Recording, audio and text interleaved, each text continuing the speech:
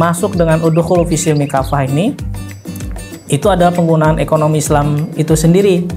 Ya, makanya kalau kita lihat memang ada banyak pengertian-pengertian yang di dalam ekonomi Islam ini itu dia berbeda pembahasannya, dia cakupannya berbeda. Yang ditanya itu dulu, berarti kan materi dulu yang menjadi patokan utama.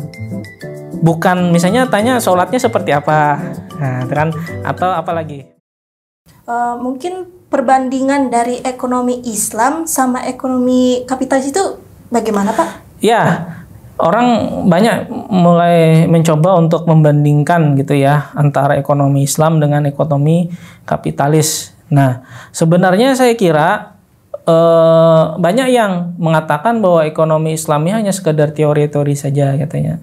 Tapi kalau kita berkaca pada negara-negara yang ada, saya kira termasuk juga di Indonesia, ya, ekonomi Islam itu hadir, ada, wujudnya ada. Apalagi kalau bicara di dunia negara-negara Timur Tengah ya, Arab, ekonomi Islam itu memang benar-benar ada. Dan kita bisa membandingkan gitu ya, bagaimana misalnya munculnya perbankan syariah dengan perbankan umum, ya. Karena kita mempunyai ideologi, dualisme ideologi, artinya warga negara itu boleh mau konven silahkan, mau umum ya, mau perbankan syariah atau yang syariah pun juga silahkan, kita sedia, karena kan kita bukan negara Islam sebenarnya, tapi kebetulan memang penduduk Islamnya itu mayoritas Islam. Ya, nah, tetap kita menjunjung tinggi Pancasila karena memang tidak bertentangan saya kira dengan Islam, itu foundernya semuanya orang-orang Islam, ulama semua itu ya. Nah, orang bisa membandingkan di sana. Ya, misalnya saya masuk ke intervensi pemerintah ya. Jadi kalau di dalam ekonomi kapitalis itu kalau yang disabdakan, disabdakan sama Adam Smith itu kalau bisa diminimalisasi keterlibatan dari pemerintah. Ya, jadi kalau bisa itu, jadi ada istilah yang muncul, namanya itu adalah invisible hand. Nah, invisible hand ini adalah tangan tak terlihat. Jadi ini pasar itu kalau penganutnya Adam Smith, pasar itu dia nanti akan tersistem, terkelola dengan sendirinya tanpa harus ada campur tangan dari pemerintah. Itu kata kapitalis. Ya, jadi dibiarkan aja. Ada misalnya hukum permintaan, hukum penawaran, nanti misalnya barang jadi langka atau berlebihan, nanti dia akan kembali pada titik normal. Makanya invisible hand itu adalah tangan tidak terlihat. Jadi semacam ada tangan yang mencoba untuk mengelolanya. Nah, itu kapitalis. Sehingga intervensi pemerintah itu kalau memang bisa dihilangkan ya, paling tidak diminimalisasi. Ya, kalau saya sih lihatnya memang harus dihilangkan kayak gitu ya. Intervensi pemerintah. Nah, kalau di dalam Islam tidak. Dia tawasud. Tawasud itu berarti kan pertengahan. Bukan kemudian melibatkan pemerintah secara menyeluruh, tidak. Karena memang pasar itu kalau kata Rasul kan memang dibebaskan saja. Ya, tapi ketika ada anomali tertentu, ada sesuatu yang tidak sesuai berjalan dengan syariat, sesuatu yang tidak berjalan dengan dengan kenormalan, maka harus ada intervensi dari pemerintah untuk mengatur dan mencoba untuk menormalkannya kembali. Dulu waktu zamannya Rasul itu ada namanya Al-Hisbah. Al-Hisbah itu semacam lembaga yang mencoba untuk mengatur keberadaan daripada pasar, pembeli, penjual. Kan kita nggak mungkin ya memperlihatkan begitu saja kalau misalnya di pasar terjadi yang namanya penipuan. Ada goror, ada tadlis, ada bai najasi ya. Pokoknya yang larang-larangan itu kan. Nah, itu Rasul tuh memperbaiki. Nah, mungkin sedikit cerita ini. Dulu kan waktu diminta ada salah seorang masyarakat meminta untuk Rasul menurunkan harga ya, karena terlalu mahal. Nah, Rasul kan gak langsung mau. Lihat dulu. Kira-kira ini karena memang dilarangi kah atau karena memang adanya mekanisme pasar. Ya, mekanisme pasar itu berarti kan harga naik karena misalnya langka. Langka kan berarti harga naik ya. Nah, dilihat sama Rasul kan. Nah, ini karena mekanisme pasar. Maka kata Rasul kan, aku nggak bisa menurunkan harga. Karena ketika aku menurunkan harga, maka pada saat itulah aku menzolimi penjual. Ya, penjual kalau suruh Rasul turun harga kira-kira mau nggak? Jelas mau. Oh ya Rasul. Cuma salahnya kan, saya rugi. Kata penjual, saya rugi. Nah, sehingga itu dibebaskan. Kecuali pada saat itu terjadi apa? Terjadi ketimpangan, anomali, sesuatu yang tidak normal. Ya, ada penjual-penjual yang nakal, maka harus ditindaklanjuti. Nah, saya kira itu mungkin sedikit perbandingan gitu. Oke, baik. Tadi kita sudah membahas mengenai ekonomi Islam dan ekonomi kapitalis, seperti yang Bapak Komarudin sudah jelaskan tadi. Kita kembali pada pembahasan kita, yaitu perbedaan ekonomi kapitalis dan sosialis. Tapi sebelum kita lanjut ke perbedaannya nih, kita harus tahu dong apa itu ekonomi sosialis. Mungkin Bapak bisa dijelaskan? Iya, sama seperti yang sebelumnya ya. Kalau melihat siapa yang mempelopori kan, kalau kapitalis tuh Adam Smith. Nah, kalaunya ekonomi sosialis, ini kita mengenal tokohnya itu adalah Karl Marx. Ya, Karl Marx ini yang mempelopori adanya kemunculan sosialis. Jadi sosialis ini adalah penekanan pada kesetaraan. Ya, imbas daripada adanya kapitalis itu memunculkan masyarakat yang merasa bahwa kapitalis ini itu membuat menciderai mereka di dalam hal produksi dan konsumsi. Karena yang miskin memang dia akan semakin miskin, sedangkan yang kaya akan semakin kaya. Nah, yang diinginkan di sini adalah sebuah kesetaraan. Nah, maka muncullah yang namanya sosialis. Sosialis ini memang kalau melihat dari segi sejarah ada kaitannya sebenarnya dengan perang dunia. Ya, perang dunia antara Amerika dengan Rusia ya, karena di Rusia ini yang muncul yang namanya ekonomi sosialis. Kalau sekarang memang tidak terlalu banyak lagi, hanya beberapa negara saja.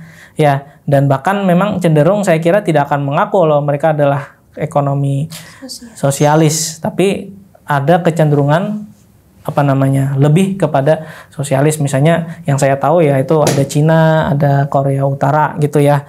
Nah, kemudian kalau kita melihat dari ekonomi sosialis ini memang karena dinilai sistem kapitalis itu memunculkan sebuah kesenjangan, maka dibuat sebuah sistem yang menginginkan kesetaraan. Setaranya itu kayak gimana? Kesetaraan itu kalau memang sama rata sebenarnya kayak gitu. Jadi kalau Anda dapatnya 500, saya juga dapatnya 500, dia juga dapatnya 500, tidak ada yang 600, tidak ada yang 700, tidak ada yang 300. Nah, mungkin saya kira sederhananya seperti itu sih. Mungkin karakteristiknya Pak, supaya lebih jelas lagi. Ya. Nah, misalnya kita lihat ya karakteristik pada sisi worldview. Nah, salah satu pandangan hidup ya. Salah satu perkataan dari Karl Marx yang sampai sekarang itu masih menjadi asas ya bagi para penganutnya itu, misalnya agama itu adalah candu. Ya, saya sampaikan dalam bahasa Indonesia, saya nggak tahu bahasa Rusianya apa itu. Agama itu seperti candu. Penjelasannya gimana? Kalau orang beragama, dia akan kecanduan. Kecanduan itu apa? Kecanduan itu menginginkan sesuatu berlebih gitu ya, candu gitu. Sehingga menurut Karl Marx, orang yang punya masalah itu pasti dia akan nanti orang beragama yang punya masalah, dia akan mengembalikan segala sesuatunya itu kepada agama. Nah, menurut dia itu tidak menyelesaikan masalah, kata si Karl Marx, karena untuk menyelesaikan sesuatu itu harus diselesaikan dengan bertindak. Nah, kalau saya tanya misalnya kan orang beragama kalau ada masalah dia kemana dulu? Biasanya kan ke masjid kan ya, atau ke gereja kalau orang-orang non gitu ya, atau kemana misalnya ke tempat ibadah berdoa, menenangkan diri. Nah, menurut si Karl Marx itu tidak menyelesaikan masalah. Ini menurutnya orang sosialis ya, bukan menurut saya. Nah, sehingga muncul pemikiran. Hampir rata-rata saya kira orang sosialis itu sangat-sangat anti dengan yang namanya agama. Tidak bisa disatukan dengan agama. Ya. Kalau dalam sejarah Indonesia itu kan ada PKI ya, Partai Komunis Indonesia. Itu cara berpikirnya dengan cara sosialis juga sebenarnya. Ya, jadi ada perbedaan. Agama adalah candu. Itu saya kira menjadi salah satu karakteristik yang luar biasa membedakan. Nah, kemudian Nah, yang tak kalah penting itu adalah antara pemikiran kepentingan individu dengan sosial. Konsekuensi daripada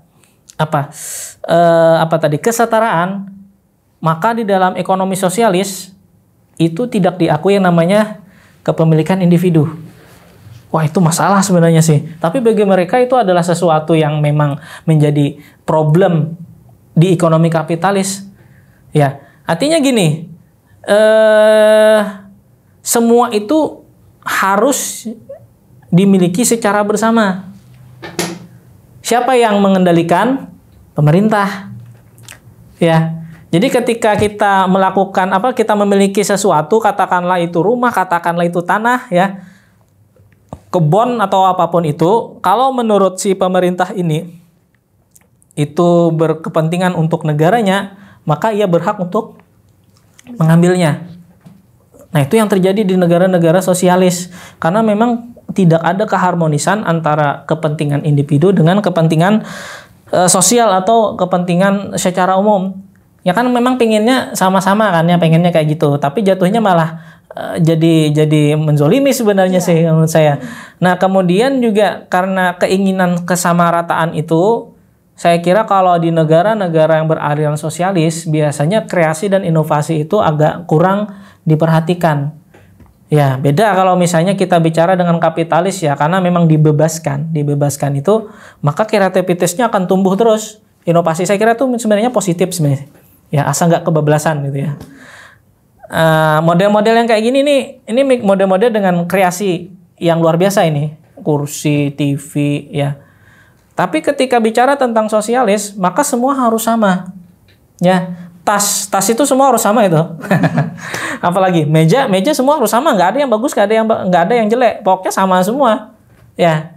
Kita kalau mau membandingkan tuh, Anda coba lihat antara Korea Utara dengan Korea Selatan.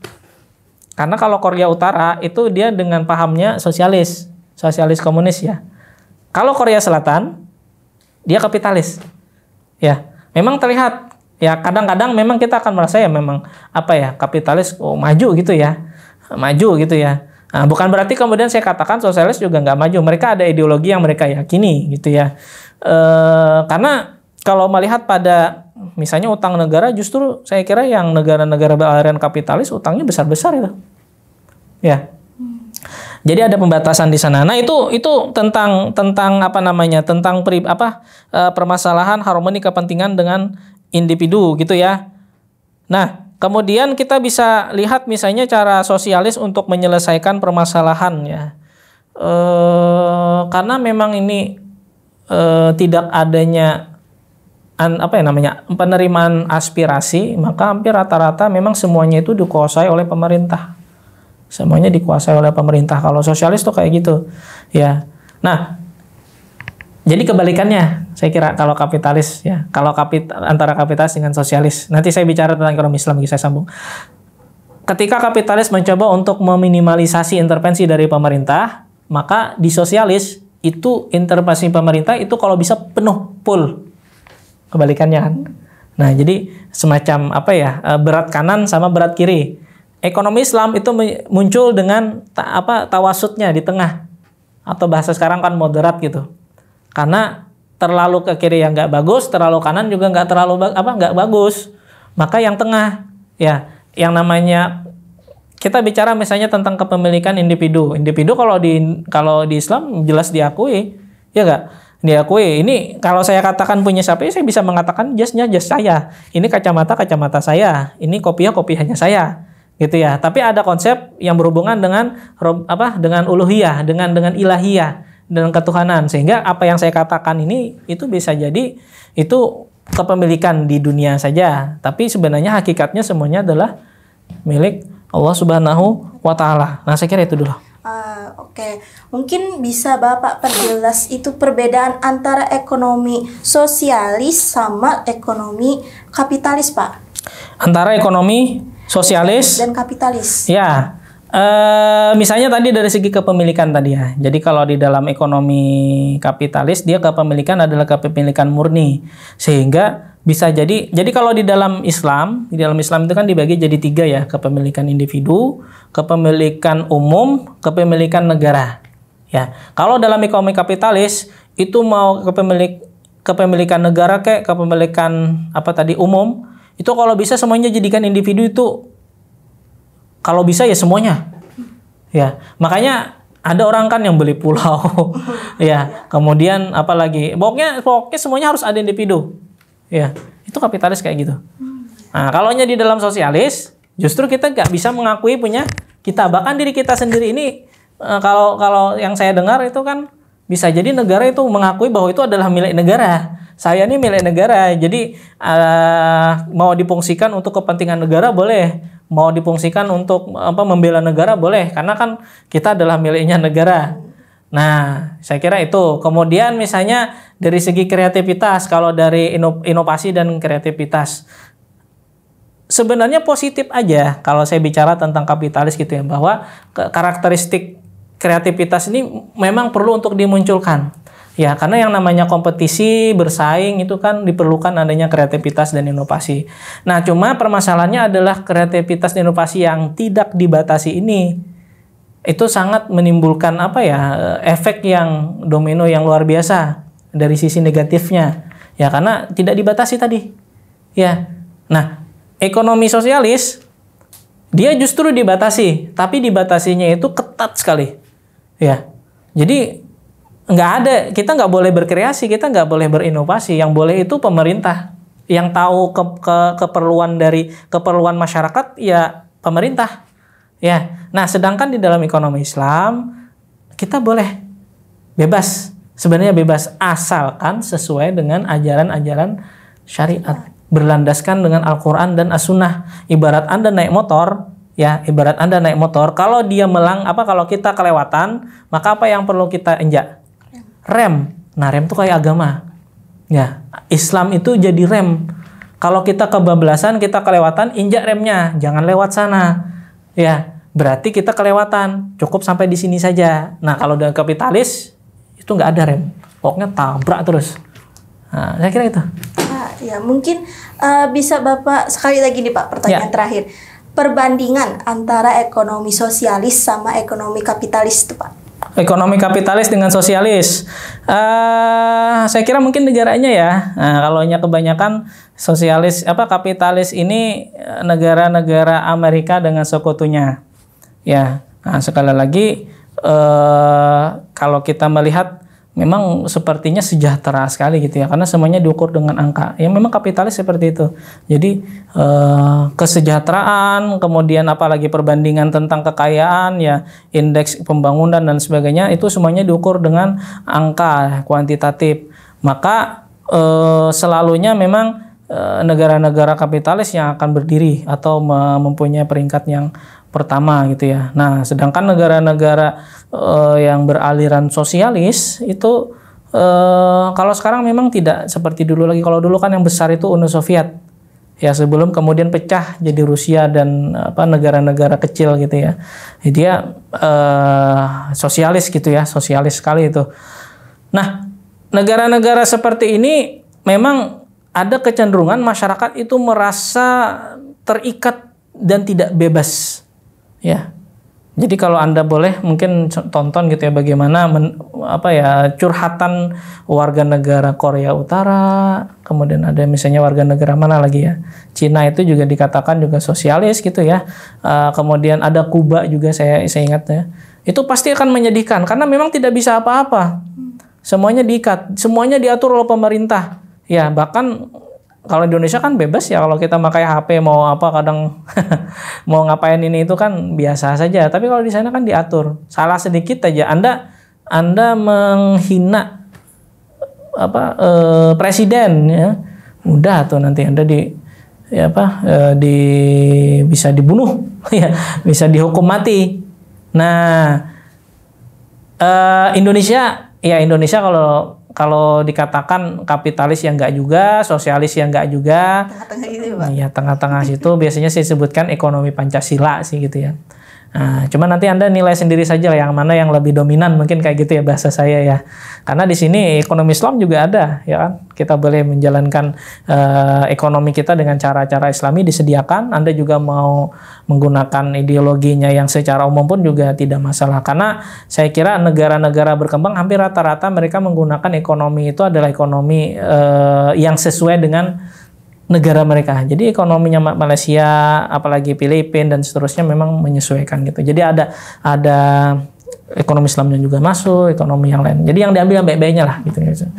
Jadi terakhir mungkin ya. Jadi meskipun memang terkesan ini ya ada banyak menjelaskan tentang kekurangan-kekurangan, tapi di balik itu semua saya kemudian mengatakan bahwa tidak semuanya memang dari sosialis itu tidak baik gitu ya. Tidak semua dari kapitalis itu tidak baik, karena ada hal-hal yang positifnya masih bisa kita ambil. Yang kalau dalam kapitalis kan tentang kreativitas dan inovasi, saya kira itu bagus itu sebenarnya ya, tapi memang harus dibatasi juga. Atau misalnya dari sosialis, kesetaraan itu memang menjadi salah satu hal yang diinginkan juga di dalam Islam sebenarnya. Jadi kaila yakuna dulatan bainal agniya minkum misalnya kan, supaya jangan semuanya tuh jadi tidak hanya mengalir harta itu di orang-orang kaya yang diantara kamu saja. Pengennya kan kayak gitu. Maka sebenarnya juga Islam pengennya kayak gitu, kesetaraan. Cuma kesetaraan yang dimaksud dalam sosialis ini ada kesetaraan yang terlalu terlewat sehingga orang merasa terkekang. Ya, kalau dalam Islam justru memang masih mendukung gitu ya. Jadi maksud saya adalah hal-hal yang positif itu masih bisa diambil antara sistem ekonomi kapitalis ataupun sosialis. Nah, mungkin kayak gitu, Mbak. Oke, baiklah Sobat Uina TV. Itu tadi pembahasan saya bersama Bapak Komarudin mengenai perbedaan ekonomi kapitalis dan ekonomi sosialis. Sebelum kita mengakhiri program Jais pada kali ini, mungkin Bapak ada closing statement dulu untuk disampaikan pada mahasiswa? Ya, khususnya memang teman-teman di ekonomi Islam ya, secara umum saya kira juga mahasiswa di Fakultas Ekonomi atau mungkin saya kira seluruh mahasiswa yang ada di UIN Antasari gitu ya. Ketika disebutkan bahwa masuk ke dalam agama itu dengan menyeluruh, maka saya kira menyeluruh di sana bukan hanya berkaitan dengan ibadah saja, tapi juga berkaitan dengan segala aspek termasuk di dalam berekonomi. Ya, jadi berekonomi Islam itu kan berarti kita menjalankan agama kita dengan cara-cara yang Islam. Nah, maka saya mengajak pada seluruh masyarakat mungkin ya, saya kira untuk belajar bagaimana ekonomi Islam, belajar bagaimana mengaplikasikannya, bagaimana cara mengimplementasikannya, sehingga kalau di dalam istilahnya Simon Zirhab, ini salah satu ekonom Muslim yang kita kenal kontemporer ya, akan muncul yang namanya Islamic man ya. Jadi manusia yang menjalankan segala sesuatu dengan cara-cara atau ajaran Islam. Saya kira itu. Oke, baik. Terima kasih ya, Bapak sama-sama, sudah meluangkan waktunya untuk berhadir sama-sama. di studio. Mudahan bermanfaat ya. Amin ya rabbal alamin. Oke, saya Nalarini Ismira mewakili semua kru yang bertugas pada hari ini. Berterima kasih kepada teman-teman sekalian sudah menonton video Jais pada kali ini. Baiklah, sampai jumpa di program Jais selanjutnya. Saya pamit undur diri. Mohon maaf apabila ada kesalahan. Wassalamualaikum warahmatullahi wabarakatuh. Waalaikumsalam warahmatullahi wabarakatuh.